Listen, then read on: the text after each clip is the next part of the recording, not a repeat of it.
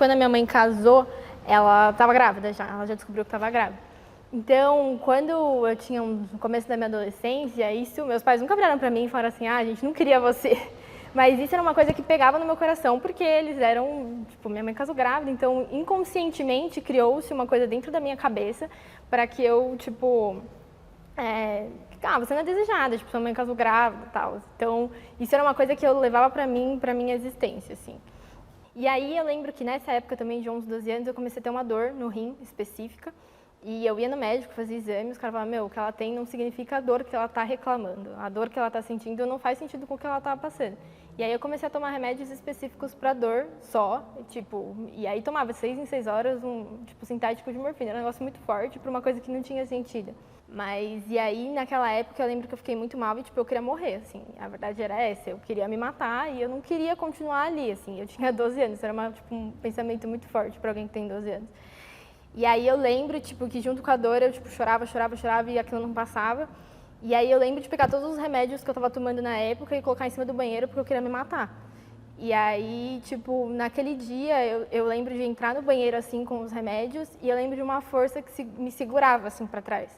Então, tipo, na hora que eu ia colocar a mão, assim, eu lembro de, tipo, uma força aqui, uma força segurando meu peito e, tipo, o Espírito Santo falou comigo naquele dia, tipo assim, não é isso que eu tenho pra você. E aí Deus naquele dia falou comigo, falou, meu, não é isso que eu tenho pra você, você tá indo pelo caminho errado, olha, tipo, tem coisas diferentes pra você. Eu lembro de não conseguir fazer. Voltar pro meu quarto e falar assim, tipo, beleza, Deus, então fala comigo porque eu preciso de ajuda. Eu não tô aguentando isso que eu tô passando. Eu lembro que, beleza, as coisas passaram. E aí a dor começou a diminuir na sequência, tipo, uns 3 meses, assim. Mas foi um ápice muito forte e um vale muito profundo, assim, para uma pessoa, né, que tinha pouca maturidade. E aí as coisas de eu não ser desejada começaram a pegar. E eu vivia de acordo com aquilo. Então, tipo, eu me esforçava ao máximo para ser perfeita em tudo, porque eu acreditava naquilo. Eu aceitava relacionamentos que me deixavam para baixo, porque eu acreditava naquilo. E aí eu fui fazer encontro.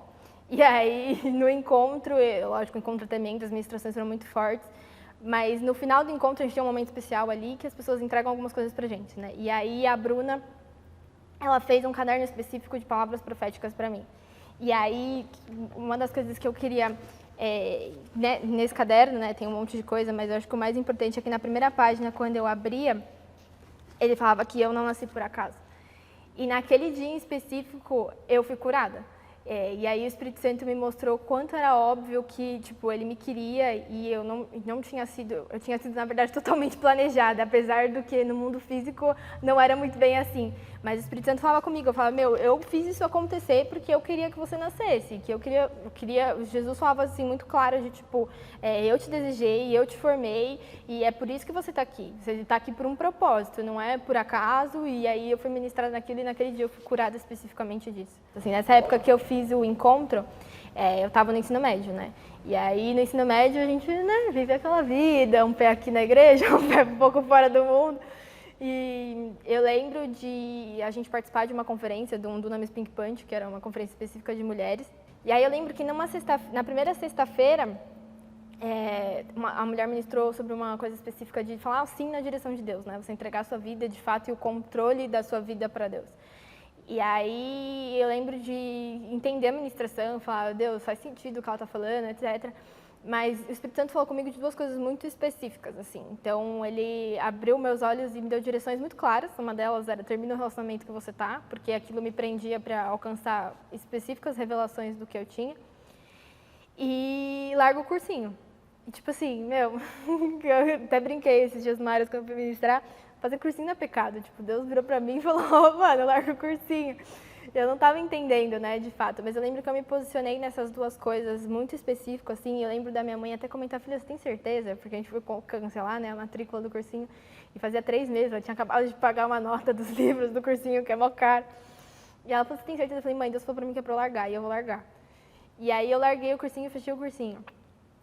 E aí eu entrei num ano, assim, 1 ano e meio, que Deus, ele ministrou especificamente promessas para minha vida de acordo com aquilo que, tipo, você não nasceu por acaso. Então ele ministrava promessas de futuro, ministrava promessas de, tipo, isso vai acontecer, você está entrando num novo tempo. Então eu entrei numa revelação profética muito forte, assim.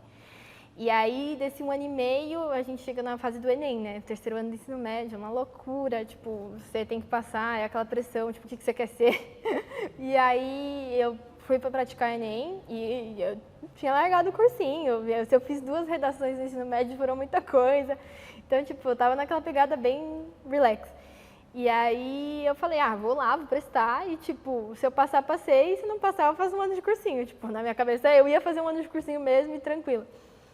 E durante a prova do Enem, no primeiro dia que você tem que fazer a redação, meu tema era intolerância religiosa e eu escutei o Espírito Santo falando coisas que eu tinha estudado, tipo, na 5ª série comigo pra colocar na redação. E aí, tipo, um negócio super específico de história, assim, sabe? E coisas que o Espírito Santo falava, coloca isso daí aí, assim. E eu falava, tipo, escrevendo lá, né, e beleza. E aí, naquele ano, eu entrei numa faculdade federal, contrariando todas as expectativas presentes ali, né, e físicas, porque eu não tinha estudado, não tinha, de fato, entrado a fundo para que fosse eu. E aí eu entendi o porquê que o Espírito Santo falou para mim largar o cursinho naquela época. Porque se eu tivesse, de fato, me esforçado, dobrado o meu turno, porque eu estudava de manhã, de tarde, de noite, e me matado, eu falava, eu consegui porque fui eu fiz na força do meu braço. E o Espírito Santo falou, não, quem vai fazer sobre a sua vida acadêmica, a sua vida profissional sou eu. E isso foi uma das coisas que ele prometeu naquela época, e ele faz até hoje, né? E aí eu lembro que no final do 2º ano da faculdade, no primeiro dia de férias, eu recebi uma ligação do meu pai, falando assim, tem uma pessoa do Banco Itaú te procurando. E é tipo, porque eu sempre colocava o meu telefone no telefone do meu pai, porque eu nunca tenho celular, então alguém ia atender. Então a pessoa do Banco Itaú te procurando, eu ligo pra ela, me passou o número. E aí eu liguei pra ela, falei assim, 5 minutos, eu nem sabia o que era, nada. Ela falou assim, eu queria fazer uma entrevista, tal, você vem aqui no lugar tal, horário tal? Eu, tá bom, tranquilo, beleza. E eu ia viajar ali 3 dias. Então eu fui, fiz a entrevista, foi super rápida, com 2 coordenadoras ali da área e trocamos um papo da minha vida, da faculdade, etc. E aí eu consegui, tipo, um Wi-Fi num quiosque, num lugar assim, e aí tinha uma mensagem lá, assim, você gostaria de continuar o processo, etc. Falei, lógico, tal, só que isso fazia 3 dias já. Então, tipo assim, porque eu tava sem internet. Falei, tudo bem, eu tô viajando e tal, mas eu gostaria de continuar o processo. Ela falou, tudo bem, então quando você vai retornar, você me avisa que a gente dá sequência. E aí, na entrevista, ela tinha falado que teria mais 2 fases, né, do processo. E aí, quando eu retornei no primeiro dia de aula, eu lembro de receber uma ligação e o RH falando, parabéns, você está contratada. Então, tipo assim, eu pulei 2 fases do processo. Com uma entrevista, eu entrei numa área exatamente aquilo que eu comentava. Era uma área de projetos dentro do banco para exercer exatamente isso. E eu lembro que, na época, uma semana depois as coisas aconteceram. Então, Deus, ele, além de honrar o desejo do meu coração, que eu nunca mandei o currículo, eu não mandei o currículo para a vaga, eu recebi a ligação sem fazer o envio de currículo, sem nada. E ele honrou aquele desejo em relação às minhas finanças, né? Então, tipo, as coisas foram muito fortes e muito rápidas, assim. Depois de 1 ano e pouco de estágio, eu estava nessa área, já tinha rodado todos os pilares da área, estava me ajudando super. E eu sabia que eu não ia ser efetivada especificamente dentro daquela área do banco. E aí a gente tem uma questão de 2 anos de contrato. Então eu estava em 1 ano e meio e aí, né, o coração já tá aquela, tipo, eu quero ficar aqui, Deus me colocou aqui, Deus me honra aqui, tipo, você me trouxe, então faz alguma coisa acontecer. E aí eu lembro de mandar, tipo, todas as vagas internas eu me candidatava. E aí eu me candidatei para uma vaga que na verdade não tem nada a ver com o meu perfil. E aí o coordenador me chamou para conversar e ele tinha 2 vagas, na verdade, na área, e uma delas era específico para projetos, que era exatamente aquilo que eu fazia. Eu conversei com o coordenador, eu conversei com hoje o meu atual gerente. E aí eu lembro do meu coração ficar muito aflito, de tipo, será que vai dar certo? Será que não vai dar certo?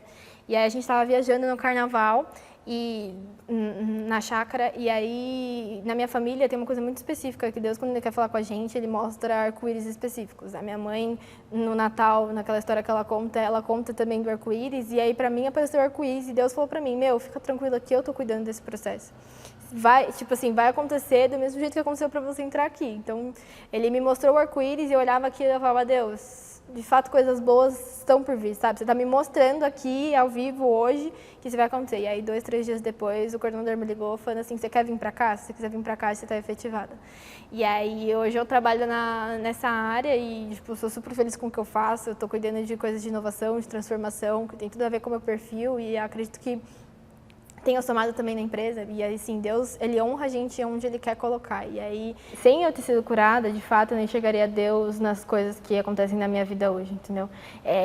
Eu passei, de fato, quando eu virei cristã, a gente tem que quebrar alguns paradigmas dentro de nós mesmos, e o meu era isso.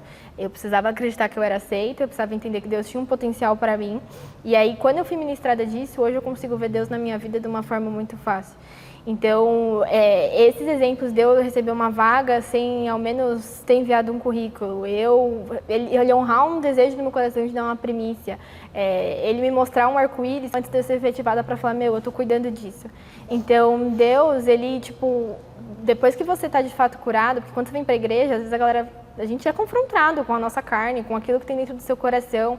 E aí você fala, mas eu vou virar cristão só para sofrer? Tipo assim, eu só preciso falar não, só preciso abrir mão. De fato, quando você está no centro da vontade de Deus, quando você aceitou tudo aquilo que foi curado da sua carne, ou foi curado dos seus pensamentos, e aceitou viver debaixo da obediência de Deus, né? Porque Ele pediu 2 coisas muito específicas para mim que eu tive que abrir mão. Quando você vive na obediência, Deus, Ele te mostra o caminho dele, que a mão dele é a melhor de todas. E aí é nisso que o estágio, minha carreira profissional hoje, onde eu tenho 22 anos, sou analista júnior dentro do maior banco do Brasil, tipo, pelo meu mérito e esforço, meu ensino médio não foi nada, meu Enem foi pura mão de Deus, tipo assim, eu não teria capacidade de estar onde eu tô. Minha faculdade também, eu vou me formar em 4 ou 5 anos, que eu acho que é uma das coisas mais rápidas que a UFABC já viu. Quem vive na UFABC sabe. Tipo, você acaba ficando ali 10 anos e, tipo, eu consigo carregar esse piano porque eu sei que Deus está me segurando nesse espaço da minha vida, nesse lugar, porque eu vivi em obediência num período específico. Então, acho que as coisas se amarram nessa linha. Então, Deus, ele cuida do nosso coração quando a gente vive em obediência.